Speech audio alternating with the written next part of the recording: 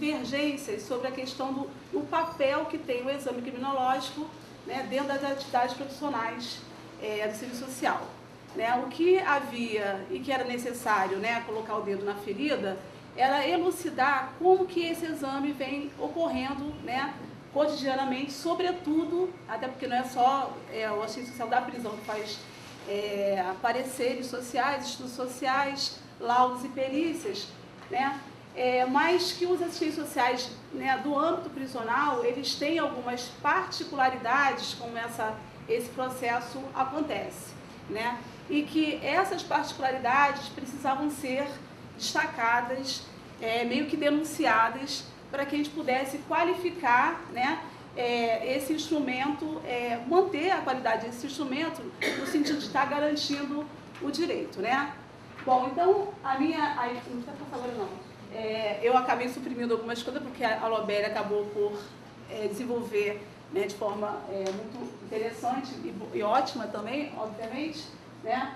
Mas eu construí essa ideia de falar com vocês aqui nessa manhã, né, da seguinte forma, né, trabalhando 4 tópicos específicos, né? Primeiro, falar do serviço social como trabalho, né, para a gente poder situar o exame criminológico, né, o que significa o exame criminológico, né, ou parecer social ou estudo social. É importante que a gente entenda, né, que, quais foram as mudanças, né, que vêm ocorrendo sobre a compreensão do exame historicamente, né? Então não tem como a gente não pensar que essa profissão mudou, né, vem alterando a sua compreensão, o que é o serviço social, né, e a compreensão do serviço social como trabalho, né, as mudanças que isso vai provocar, né, não só na construção da nossa identidade profissional, que até então, né, até os anos 80, ainda que no processo de reconceituação a gente tenha somado esforços de mudar, né, as nossas visões, mas uma identidade muito marcada, né, por uma herança conservadora, humanista cristã, né, e assistencialista, né?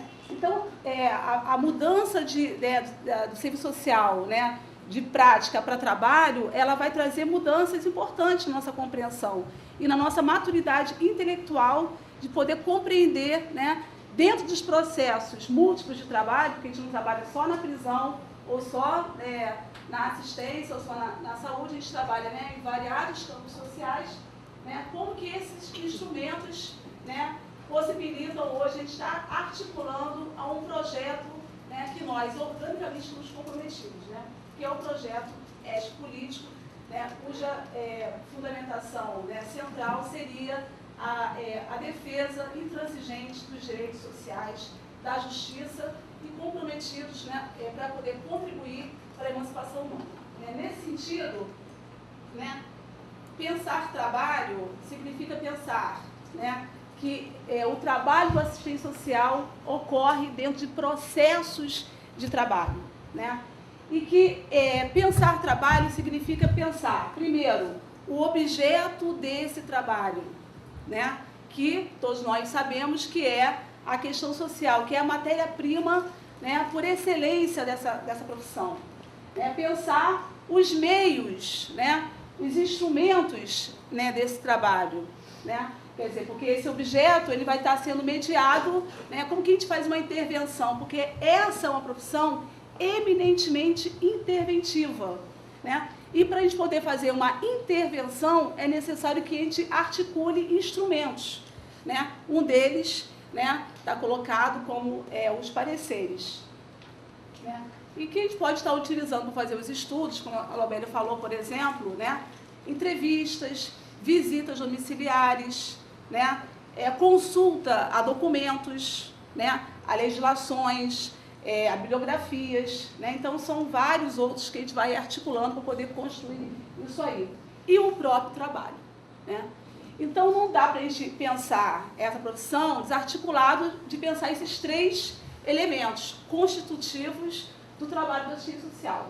E quando a gente fala do próprio trabalho, a gente vai repensar o nosso papel, né, dentro das relações sociais, que é o papel, nós somos trabalhadores, e trabalhadores assalariados, ainda que a nossa própria legislação nos coloque como profissional autônomo, né? Quer dizer, ainda que a gente seja dotado, né, como um profissional, uma legalidade de autonomia, nós precisamos, porque eles não têm os instrumentos, eles não nos pertencem, né? Então nós precisamos estar dentro de processos de trabalhos, né, onde haja um empregador que, né, e essa relação, uma relação de assalariada, porque, né, nós vendemos nossa força de trabalho para poder potencializar, por exemplo, as políticas sociais, né? E a condição de trabalhadores, né, nos coloca hoje, né, no patamar de pensar, nos exige pensar, né, as situações contemporâneas que todos os trabalhadores vivem hoje, né? Então nós vivemos hoje um processo, e esse é o aspecto talvez central, né, diferencial que complementa, né, a fala da Lobélia, né? Hoje nós temos uma sociedade, né, um tempo, nós vivemos dentro de um tempo, né, onde há um projeto, né, claro, neoliberal, né, e nós, assistentes sociais, vamos trabalhar com políticas, sobretudo nós, assistentes sociais, que trabalhamos em determinados campos específicos, não que os outros não apareçam isso, mas que isso fica muito visível, sobretudo nas prisões, né, uma política nítida de criminalização da pobreza. E as suas instituições, ou seja, as prisões, acabam por representar, né, de uma forma muito aguçada e muito particular, dentro do contexto contemporâneo, como instituições que reproduzem, né, esse projeto, materializam esse projeto de criminalização da pobreza. Isso a gente não pode deixar de olhar. Eu acho que seria um engodo, né, a gente não querer tocar nesses assuntos, né, achar que fazer uma crítica é querer desconstruir, né, as potencialidades, por exemplo, do exame criminológico, né, como já diria o Gramsci, né, que a crítica da razão não deve, né, ser o elemento para poder não ter, né, uma boa vontade, né, o otimismo da boa vontade de poder mudar, né, mas não tem como mudar se a gente não consegue, né, reconhecer quais são os grandes entraves hoje que nós vamos viver. Bom, pensando no ciência social como um trabalhador, né, que vai vivenciar todas as repercussões que hoje a sociedade capitalista impõe a partir de uma crise que se inicia nos anos 80, né, que até hoje essa crise ela não foi eliminada, né, porque ela atinge, né, o núcleo central da sociedade, que é o trabalho, né, e as soluções que vêm ocorrendo até a atualidade, pelo que tudo vem indicando, né, ela não consegue resolver, né, dar uma certa estabilidade a essa crise, né, porque como todos nós sabemos também, né, o capitalismo ele não é um sistema, né, que não seja previsível às crises, né, não há uma estabilidade nesse sistema, então as crises são peculiares ao processo de desenvolvimento e amadurecimento desse sistema, né. A grande questão é que a crise dos anos 80, né, ao encaminhar, né, a sociedade que vivemos por uma profunda e grave questão dentro do trabalho, desse núcleo central, ele vai trazer algumas repercussões, né, que a gente vivencia o tempo todo, né? O aumento do desemprego, né, que não foi resolvido, né, a gente vê aí pelos índices, né? Isso atinge também os assistentes sociais, ainda que a questão social, hoje a gente fala que serviço social, por trabalhar com a questão social, né, é o mercado em ascensão, mas nós temos muitos assistentes sociais que trabalham com uma das repercussões, que é a precarização, né? Quer dizer, nós temos aqui muitos funcionários públicos, né, mas nós também temos muitos companheiros que são precarizados, né, são terceirizados. Dentro do próprio sistema penitenciário, por exemplo, nós convivemos com esse fenômeno, né? Nós temos um grupo de assistentes sociais concursados, né, e que tem ao seu dispor algumas condições diferenciadas daqueles que são contratados. Também a gente não pode deixar de pensar sobre essa questão, fazer de conta, né, usando um óculos rosa, né, de que essa questão não existe. Existe e ela não acabou, porque hoje há um crescimento, uma demanda aumentada, né, pelo trabalho do assistente social dentro das prisões e em outros campos também, como, né, no Tribunal de Justiça. André está aí, trabalha, né, nesse, não sei se tem algum outro companheiro também que trabalha, né, em outros desses ramos, mas que há uma demanda, né, aumentada, né, demanda por serviços sociais, mas que não acompanhou esse aumento de demanda, né, para um oferecimento de profissionais que possam atender essa demanda.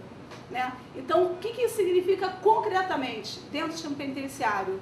Né? Que a partir dos anos 90, quando essa crise no Brasil ela tem, né, uma repercussão particular, porque, né, no Brasil nos anos 80 estava passando por um processo de democratização, né? Obviamente que a crise também não vai nos afetar, né? Mas a gente vai ver um crescimento, né, absurdo de prisões. Então, como a gente está dentro do cotidiano, a gente não vê que isso processa a construção da história. Né?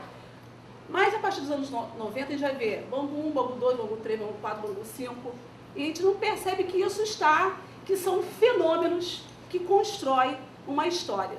A história de um crescimento volumoso de prisões para poder acautelar os presos, que materializam um projeto, né, social de criminalização da pobreza. Né? E a prisão, na verdade, ela recebe, né, ela está lá no final desse processo, né, a gente recebe exatamente todo um grupo social que vem sendo criminalizado no seu cotidiano. Né? Quem é estagiário, né? Aliás, a gente acaba influenciando pra caramba, né, quando é professor, né, Vívia? Tem um grupo aqui que eu sei que influenciei, né? Mas quem hoje e faz estágio, né, nas prisões, ou, né, quem trabalha nas prisões, a gente sabe muito bem, né, que quando a gente vai fazer uma entrevista e a gente colhe os dados lá da história, né, a história social daqueles homens que estão ali aprisionados, ou mulheres que estão ali cumprindo a sua pena, né?